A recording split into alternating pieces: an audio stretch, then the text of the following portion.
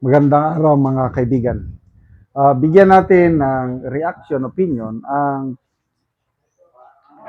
pahayag ng PBBM admin sa pamamagitan ni DSWD Secretary Gatchalian na 600,000 Filipino families kumakain daw ng tama.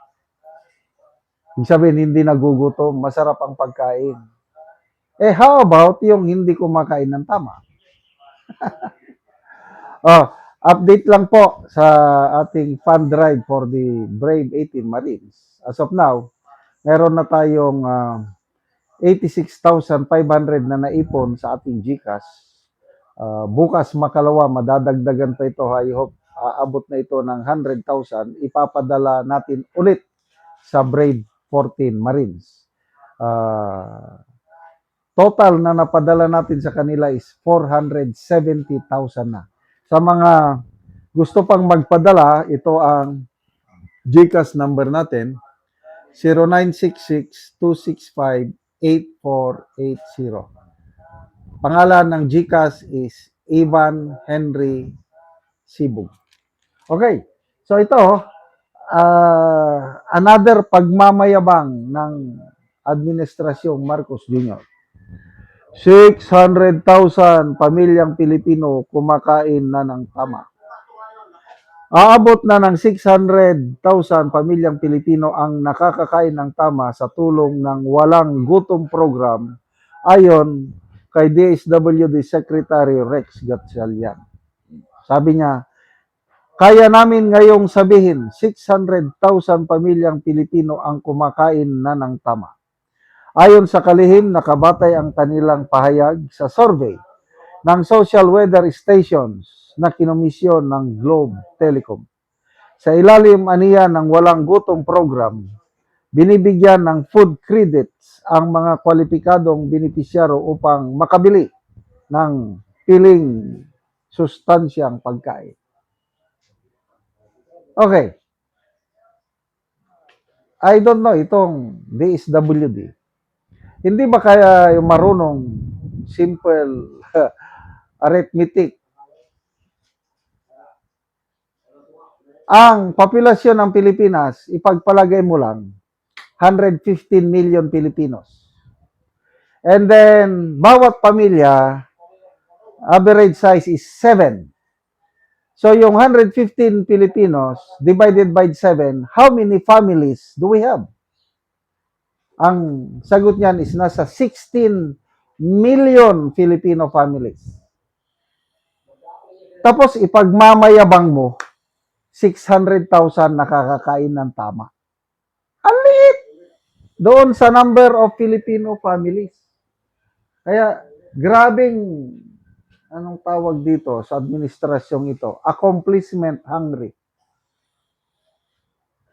Well, maganda yung walang gutom program, binibigyan nyo. Ito talaga ang legacy ng administrasyong ito. Ayuda. Hala, sinong mga pobre? Hala, bigyan ng ayuda. Para maging tamad. Yan ang style nila. Survey din ng SWS, Honorable Secretary. Tinanong ko, how many million Filipinos are experiencing hunger, involuntary hunger, based on SWS survey? Ibig sabihin, involuntary, wala talagang makain. Kasi meron ding nagugutom, kailang nagfasting.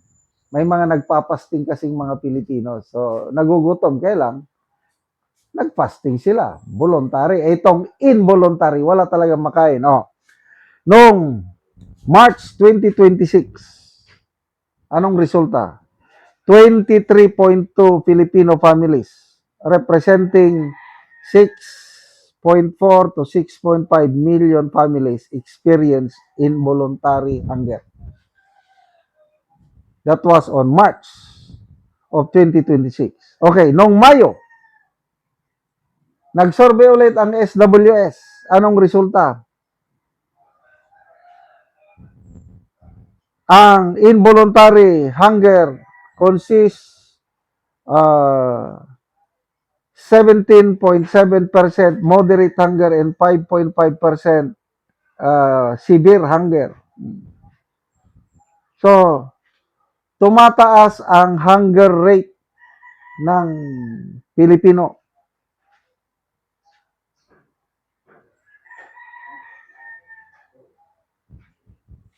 Yan ang data na hindi nila sinasabi. Ang binabanggit lang yung nakakain ng tama. Yung nakakain ng tama, kasama na yan ang mga may kaya sa buhay.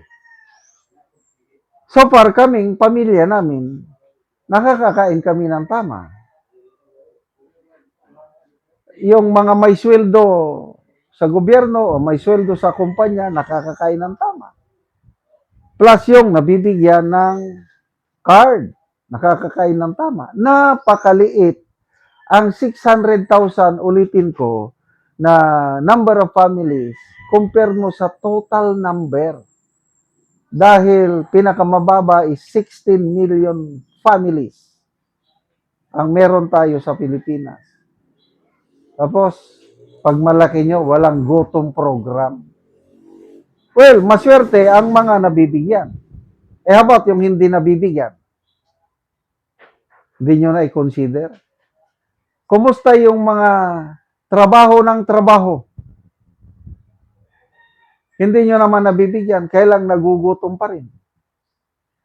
So, wala nang magawa ang administrasyong ito, kundi ipagmalaki ang nagawa nila.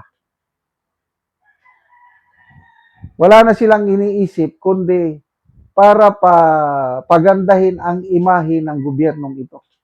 There's no problem kung ginagawa nyo ang tama, pupurihin namin kayo. Kailangan ang nangyayari, pahirap ng pahirap ang buhay ng Pilipino. Kami nga na may pension ako, naramdam namin yung bigat ng pamumuhay. How much more yung nasa laylayan dahil sa dami, taas na ng presyo, inflation.